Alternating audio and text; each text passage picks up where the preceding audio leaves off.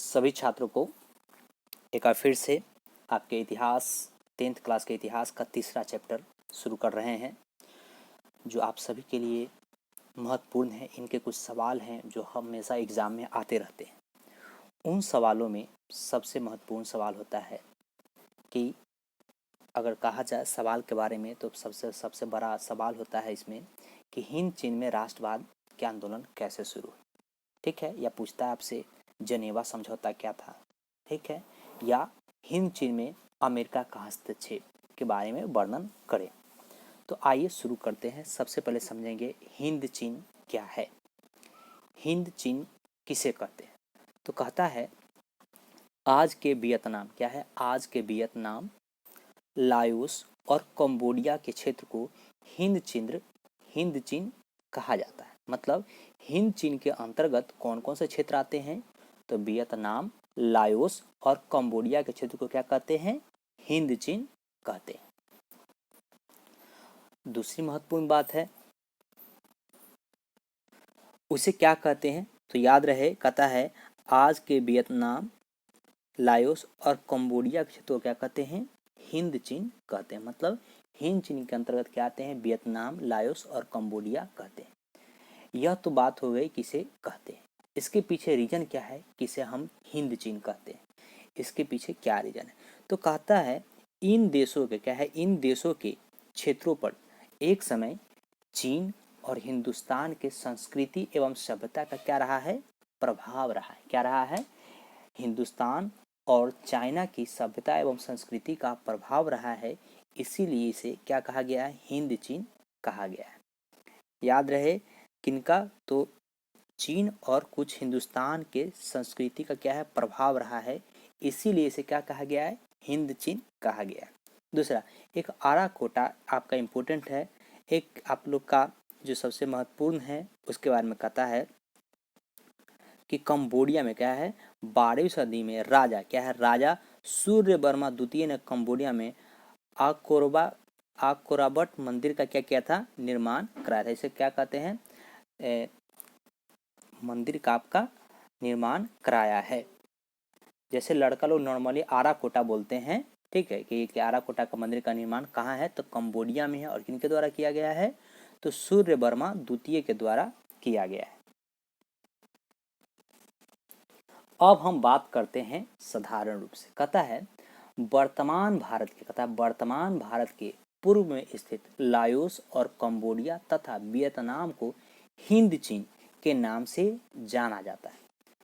दूसरा, कहता है इस क्षेत्र पर हिंदुस्तान तो कभी चाइना का क्या रहा है? अधिकार रहा है, क्योंकि यह चाइना और भारत से क्या है? सटे हुए हैं।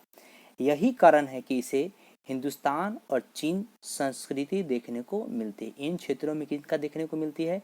हिंदुस्तान और चाइना की सभ्यता एवं संस्कृति देखने को मिलती है, इसीलिए इसे हिंद चीन के नाम से जाना जाता है।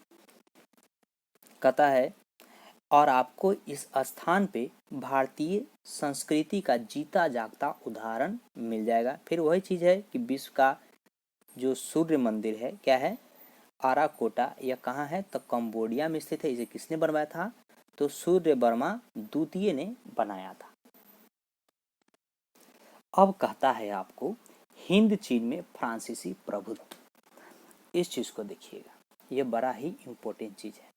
जो वियतनाम जो स्थान है वह क्या है कि व्यापारिक या भौगोलिक दृष्टिकोण से व्यापार के लिए क्या था? बहुत ही महत्वपूर्ण स्थान है, क्योंकि यह क्या है? यह समुद्र, क्या है? समुद्र सिल्क रूट में क्या है? यह जुड़ा हुआ है। उस समय व्यापार करने का मार्ग, जब व्यापार जो प्रतिस्पर्धा होती थी क्या चीज के लिए? व्यापार करने के लिए, वो क्या हुई थी? बहुत ज़्यादा बढ़ गई थी। तो कहता है भारत की खोज के उपरांत, क्या है? भारत के खोज के उपरांत हिंद चीन के में भी विदेशी व्यापार का क्या हो गया था? आगमन हो गया था। जब भारत की खोज हुई, क्या है? जब भारत की खोज हुई तो खोज होने के साथ ही क्या होने लगा था कि विदेशी व्यापारियों का क्या होने लगा था? यहाँ पे आगमन होने लगा था। उसी प्रकार का था सर्वप्रथम क्या हुआ था? भारत में कौन आए थे? तो पुर्तगाली आए थे। क्या आए थे? पुर्तगाली आए थे। परंतु इन क्षेत्रों पर किनका अधिकार होने लगा था? फ्रांसीसियों का अधिकार होने लगा था। इसका कारण भी है, फ्रांसीसी का कैसे अधिकार हुआ इसके आगे बारे में पढ़ेंगे। अधिकार, फ्रांसीसियों ने अधिकार कर लिया था। कहता है भारत में क्या है, भारत में उपनिवेश समाप्ति के बाद, किनका उपनिवेश समाप्ति हुआ था, फ्रांसीसियों का उपनिवेश समाप्ति हो गया था। क्योंकि यहाँ पे ब्रिटिश सरकार क्या हुई थी, बहुत ज़्यादा मजबूत हो गई थी, या ब्रिटिश जो लोग थे, जो ब्रिटिश सैनिक थे, वो उन्होंने क्या किया था, फ्रांसीसियों को युद्ध में हरा दिया था। और हारने के कारण क्या हो गए, फ्रांसीसी को भारत छोड़कर जाना पड़ा और उन्हें व्यापार का नया मार्ग खोजना था। इसीलिए उन्होंने हिंद चीन पे अपना अधिकार जमाया और अपने उसे व्यापार या उपनिवेश के रूप में उसे क्या किया था, बदला था। कहता है भारत में उपनिवेश समाप्ति के बाद फ्रांसीसी इस क्षेत्र पर अधिकार करना चाहते थे। किस क्षेत्र पर, हिंद चीन पर अधिकार करना चाहते थे और इस क्षेत्र पर अधिकार करना प्रारंभ कर दिया। और 20वीं सदी आते आते, कहता है 20वीं सदी आते आते पूरे हिंद चीन पर क्या हो गया था, फ्रांसीसियों का अधिकार हो गया था। फिर से बताते हैं, अधिकार करने का उद्देश्य क्या था कि अपने व्यापार को बढ़ाना, अपने उपनिवेश को क्या करना, बढ़ाने के लिए, अपने फ्रांसीसी अपने देश को मजबूत करने के लिए क्या किए थे, हिंद चीन पे अपना अधिकार स्थापित किए थे। जो कब हुआ था, 20वीं सदी में हुआ था। एक लड़का ने आज सुबह में पूछा था हमसे कि सर बताइए कि हिंद चीन का क्षेत्रफल कितना है, वो कितना भूभाग है। तो आपके भारतीय भवन के बुक के अनुसार 2.80 लाख वर्ग किलोमीटर में क्या है, हिंद चीन का फैलाव है। मतलब वियतनाम, लाओस और कंबोडिया का क्या है, यह पूरा फैलाव है। अब कहता है फ्रांसीसियों के उपनिवेश स्थापना का उद्देश्य क्या था। फ्रांसीसियों का उपनिवेश स्थापना का उद्देश्य क्या रहा होगा, जिसने उन्हें हिंद चीन पर अधिकार जमाने के लिए प्रेरित किया होगा, या उनका क्या मुख्य कारण रहा होगा जिससे वह हिंद चीन पे अपना उपनिवेश स्थापित किए होंगे। तो ध्यान से हम पहले ही बता चुके हैं कि पुर्तगालियों ने भारत की खोज की थी और उसके बाद यहाँ पे फ्रांस ने क्या किया था, अपना आधिपत्य जमाया था। लेकिन धीरे धीरे भारत से ब्रिटेन की शक्ति क्या होने लगी थी, मजबूत होने लगी थी, जिस कारण क्या है, जिस कारण फ्रांसीसियों का ताकत कमजोर होता चला गया। कहता है कर्नाटक युद्ध के बाद, क्या है, कर्नाटक युद्ध के पश्चात भारत से फ्रांसीसियों का उपनिवेश समाप्त हो गया था। ये सिंपल सी बात है कि अगर आप युद्ध में हारेंगे तो आपका क्या होगा, आपकी शक्ति छीन हो जाएगी, आपकी राजपाट क्या होगा, छीन जाएगा।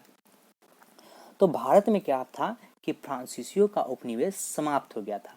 अतः व्यापारिक प्रतिस्पर्धा बनाए रखने के लिए क्या है, अतः मतलब किनको, फ्रांसीसियों को ब्रिटेन से व्यापारिक प्रतिस्पर्धा मतलब होता है क्या, मतलब द्वंद्व होता है, या आगे निकलने का होड़ हो सकता है। क्या है, आगे निकलने का होड़ होगा कहेंगे इसको। प्रतिस्पर्धा बनाए रखने के लिए फ्रांस ने क्या है, फ्रांस ने हिंद चीन के क्षेत्रों में अपना उपनिवेश स्थापित किया था। क्यों स्थापित किया था, क्योंकि वह भारत में युद्ध हार गए थे और व्यापारिक प्रतिस्पर्धा, किनसे व्यापारिक प्रतिस्पर्धा था, तो ब्रिटेन से था, मतलब अंग्रेजों से था कि उपनिवेश की स्थापना की।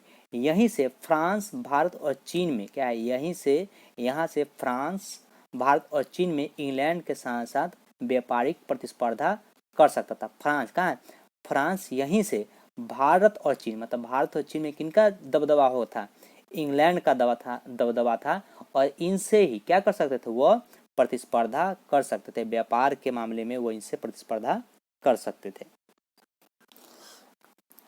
अब कहा जाता है, ध्यान देंगे, कहा जाता है कि हिंद चीन में यूरोपीय का आगमन सबसे पहले जब वास्को डिगामा, क्या वास्को डिगामा जब 1498 में जब वो भारत आए, तो उसी समय उन्होंने भी क्या किया था कि हिंद चीन में भी क्या है, हिंद चीन में भी व्यापार का संपर्क बढ़ाने का प्रयासरत करते रहे। क्या करते रहे, प्रयासरत करते रहे। अतः उन्हें 1510 में क्या है, 1510 में मकलान का केंद्र बनाकर क्या है, मकलान को केंद्र बनाकर पुर्तगालियों ने हिंद चीन में क्या किया था, व्यापारिक गतिविधि प्रारंभ कर दी थी।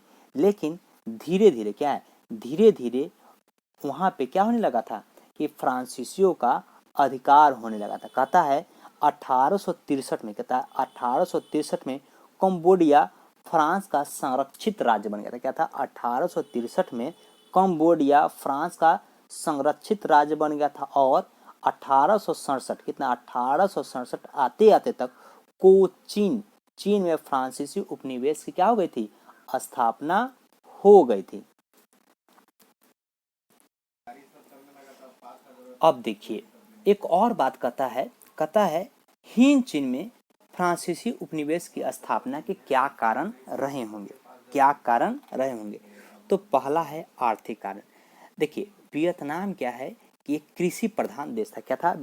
जो वियतनाम है वह कृषि प्रधान देश था। वहाँ पे चावल की क्या थी? पैदावार बहुत अच्छी होती थी और वाणिज्य क्या है? वाणिज्य व्यापार भी वहाँ क्या हो रहा था? बहुत अच्छा से विकसित हो रहा था।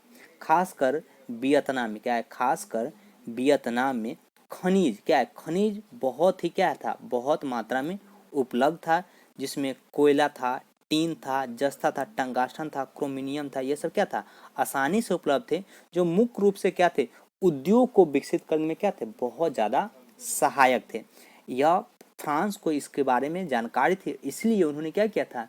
उसको एक आर्थिक कारण था कि क्या है? फ्रांस हिंद चीन में अपना उपनिवेश स्थापित करना चाहता था। दूसरा कहता है असभ्य को सभ्य बनाने की नीति। हमेशा क्या था कि चाहे इंग्लैंड हो चाहे विदेशी हो, उन्हें क्या लगता था कि हम लोग क्या है? बहुत सभ्य है और हम उपनिवेश बनाने के माध्यम से ही असभ्य को क्या बना सकते हैं? सभ्य बना सकते हैं। दूसरा कहता है यूरोप राष्ट्रों के समान ही क्या चाहते थे? फ्रांसीसी पिछड़े एवं असभ्य को क्या चाहते थे? सभ्य बनाना अपना दायित्व मानते थे, इसीलिए फ्रांस ने भी उपनिवेश के दौर में शामिल हो गया। तीसरा कहता है हिंद चीन में व्यापारिक सुरक्षा। अभी जस्ट हम बताए थे कि क्या था कि भारत और चीन में क्या है? भारत और चीन में ब्रिटिश क्या करते? फ्रांस को व्यापार के दृष्टिकोण से उन्हें क्या करते? पीछे छोड़ते जा रहे थे, जिनसे फ्रांस क्या था? परेशान था और अतः उसे अपनी सुरक्षा मतलब सुरक्षित व्यापार करने के लिए हिंद चीन को अपना क्या कर बनाना पड़ा था? उपनिवेश बनाना पड़ा था। यह आपको है कि हिंद चीन में फ्रांसीसी उपनिवेश की स्थापना के क्या कारण है? तो मुख्यतः 3 कारण है। पहला आर्थिक कारण।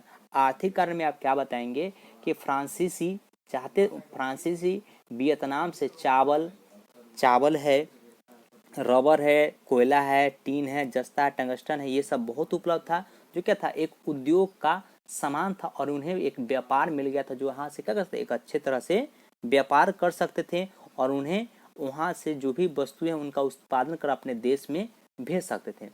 दूसरा कहता है असभ्य को सभ्य बनाने की नीति। कहता है फ्रांस को भी लगा कि जो यूरोप के राष्ट्र हैं उन्हें यूरोप के लोग थे वो चाहते उनके भी वो असभ्य को सभ्य बनाना अपना दायित्व समझते थे।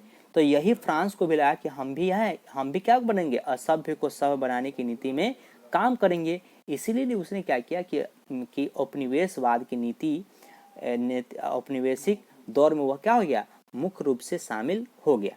तीसरा कहता है हिंद चीन में व्यापारिक सुरक्षा। फ्रांस का क्या था? भारत और चाइना में क्या हो गया था? इनका उपनिवेश यहाँ से समाप्त हो गया था और हर जगह उन्हें ब्रिटिश से क्या मिलता? शिकस्त मिल रहा था। खासकर कहाँ से? कि व्यापारिक दृष्टिकोण से। यही कारण है कि अपने व्यापार को सुरक्षित करने के लिए, अपने व्यापार को आगे बढ़ाने के लिए उसे कहाँ मतलब हिंद चीन में अपने उसे उपनिवेश बनाना पड़ा, जिससे वह क्या हो सका कि वह व्यापार के कारण ही वो क्या है? ब्रिटिश से लड़ सकते थे। और फ्रांसीसियों को कहाँ ये सुरक्षा मिली थी? तो हिंद चीन में सुरक्षा मिली थी, क्योंकि अंग्रेजों का व्यापार वहां पर क्या था? कम था। अब कहता है एक तरफा अनुबंध। हम जैसे ही जानते हैं कि हर जगह काम कराने वाले लोगों से क्या कहता है? एक अनुबंध बनाया जाता है। ठीक उसी प्रकार फ्रांसीसियों ने अपने उपनिवेश मतलब अपने जो गुलाम देश थे वहाँ पे काम करने वाले वियतनामी मजदूरों के साथ एक क्या किया था? अनुबंध किया था। अनुबंध मतलब क्या होता है? एक दस्तावेज होता है जिसपे आपके एग्रीमेंट होता है। इसको एग्रीमेंट को क्या अनुबंध समझ सकते हैं कि एग्रीमेंट करा लीजिए, आप लोग सुने होंगे ऐसा बात। तो यह क्या था? अनुबंध कराता था, जिसमें मजदूरों को कोई अधिकार नहीं होता था, जबकि फ्रांसीसियों के पास अनेक अधिकार होते थे। एक और चीज है कुलोन क्या है, कहता है हिंद चीन में क्या है, हिंद चीन में अस्थायी रूप से रहने वाले फ्रांसीसियों को क्या कहा गया था, कुलोन कहा गया था। क्या कहा गया था, कुलोन कहा गया था। आज के लिए लास्ट टॉपिक रहेगा, कहता उपनिवेश काल में हिंद चीन का आर्थिक विकास। यह सिंपल सा बात है कि भारत में जिस प्रकार अंग्रेज रहे तो यहाँ भी क्या देखने को मिला, हमें विकास देखने को मिला। यहाँ सड़क मार्ग, रेल मार्ग, अस्पताल, शिक्षा, यह सभी क्या है, अंग्रेजों का ही देन था। ठीक उसी प्रकार फ्रांसीसियों ने भी क्या है, फ्रांसीसियों ने भी हिंद क्षेत्र में क्या है, हिंद चीन क्षेत्र में सड़क मार्ग, रेल मार्ग तथा कृषि क्षेत्रों का क्या किया था, विकास किया था। इसका मुख्य कारण क्या था, वे रबर, चाय तथा धान की कृषि का विकास उन्होंने क्या किया था, बहुत अच्छे से किया था। कहता है 1931 में वियतनाम विश्व का तीसरा सबसे बड़ा चावल निर्यातक देश बन गया था। यह सभी क्यों हो पाया था कि फ्रांसीसियों ने इतनी अच्छी व्यवस्था की थी, क्योंकि वियतनाम क्या था, वियतनाम में चावल का उत्पादन क्या होता था, बहुत अच्छा होता था। और उन्होंने इतना विकास किया कि यहाँ यह विश्व का तीसरा सबसे बड़ा निर्यातक मतलब बाहर भेजने वाला देश बन गया था। और उन्हें व्यापार करने के लिए क्या चाहिए था, सड़क चाहिए था, रेल मार्ग चाहिए था और कृषि के क्षेत्र में विकास करना था। यही कारण है कि इनसे ये क्या हो गया, मुख्य रूप से विकास हुआ है। तो उम्मीद करते हैं आज का क्लास यहीं पे कल अब आगे बढ़ेंगे हम लोग। जो भी कोई प्रॉब्लम हो तो आप पूछेगा, कोई चीज़ अगर समझ में नहीं आ पाया हो तो हमसे बात कर लीजिएगा। चलिए ठीक।